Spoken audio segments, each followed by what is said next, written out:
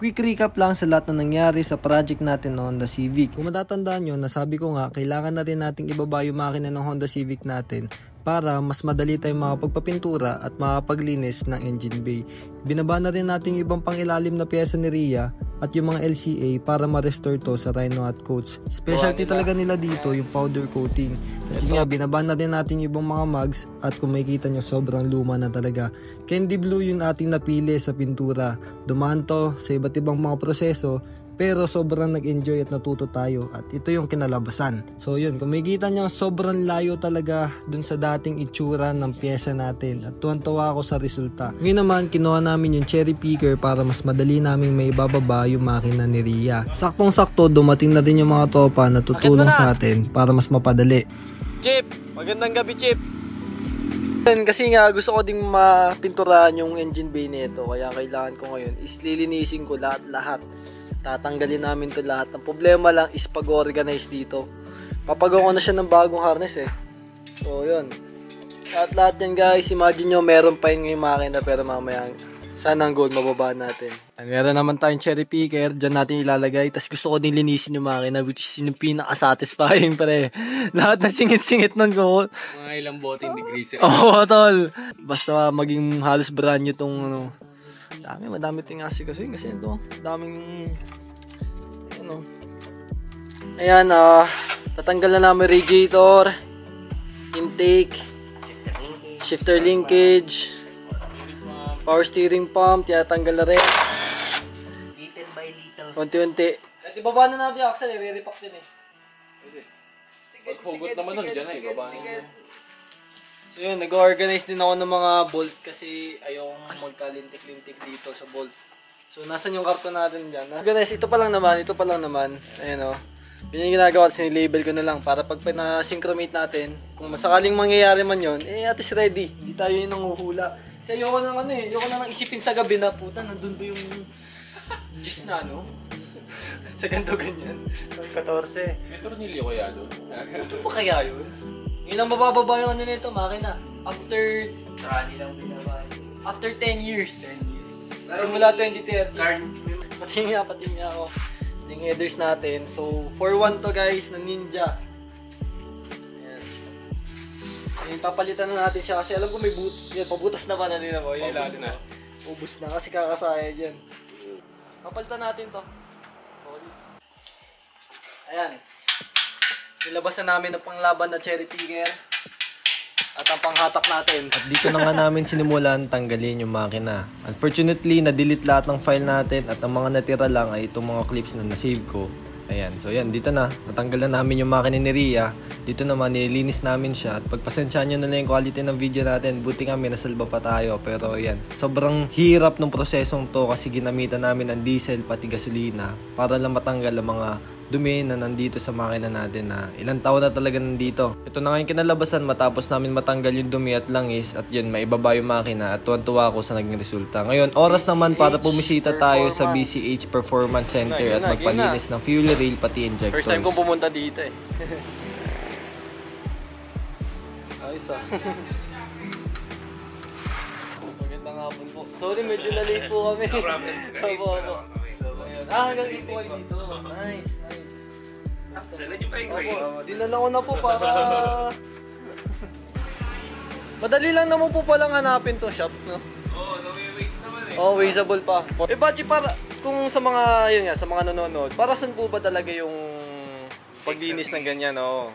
Mamaya makikita nyo to pag sinalang doon. Hindi ko muna ilalagay doon sa ultrasonic. Para makita nyo na may bara talaga yung bawat isa pag matagal na din nalilinis. Tulad dito, nabasag na itong isa. Okay lang din naman yan, walang problema yan. Pero mamaya pag salang nun dyan, makikita nyo yung flow ng gasolina na hindi pantay-pantay. Kung barado talaga itong injectors mo. Chris, isalang ko lang doon. Dalawang variant yan eh. Meron yung 300 plus lang cc. 380. Oo, parang ganon. Sana 560. Sana totoo. 560 to, no? Kasi sa barkada namin yung kay KD, di ba? Pag stress namin, 380 lang eh. Okay. Palit, bili siya bago. Oh, bitin yun. Bitin talaga. Sa NA naman, okay na yung mga 560. Medyo okay na. nasa ano na yan. Pag mga nag-turbo ka, 1,000, yan. Type R nga, kinakaya naman Type R minsan, basta... Ang Type R po, ilang cc po yung Type R? 275 ba, Chris? 265. Oo, gano'n, 265. Gano'n na po tagal na tatalyer? 2014. 2014. Simula. Sabi na nito, tama na ako dito. Mabagal yung isa. Maganda yung gas station mo na pinupuntahan. Lagi pong blaze lang. Oo, yun. Malaking tulong yung lagi place. Pero iwan pa rin. Dalawa. Iwan. Kapantay yan, mamaya. Yan. Pantay-pantay. Ito, Art, tingnan mo. Pantay-pantay. Nauhuli yung dalawa, no? Dalawa. Yan. At least alam na natin ngayon. Nasa bahay. Dati dito nakapark eh. Dami.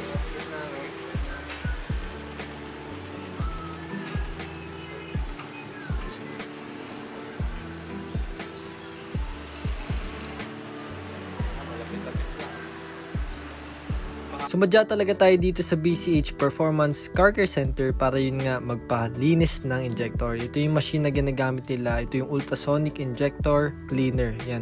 Sobrang galing ng machine nito kasi nakikita mo kung ilang cc yung injector mo at tuwan-tuwa ako. Napakabait nila Kuya Bachi at in-accommodate talaga tayo. Kita nyo nung una, hindi talaga pantay yung buga ng injector natin. Pero nung uli, matapos malinis, pantay-pantay na sila. Kaya yun, ibig sabihin nun, super effective ng ginagawa natin. Ayun nga, ang dami na rin natin natutunan. Kaya yan. Big shoutout BCH Car Care Center.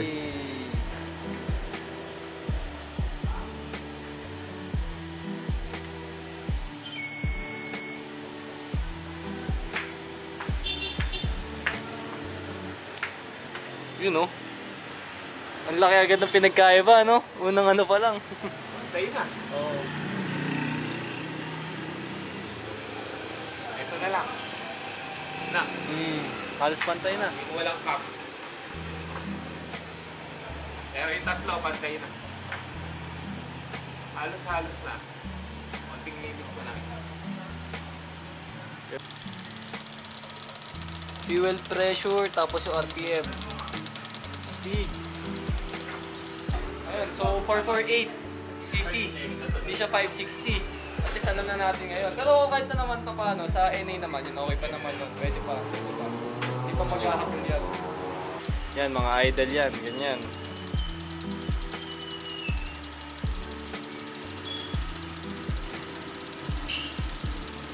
Ayun na, Jibs. Bibitik na, Jibs. Bibitik na. Ayun na. Ayan. Importante din talaga sa mga shop yung may mga ganito equipment no? Kaya ako lumayo pa talaga galing Batangas, dito pa tayo pumunta talaga sa Laguna kasi alam ko sina Kuya Bachi, sila meron mga ganitong machine. Okay na. Okay na.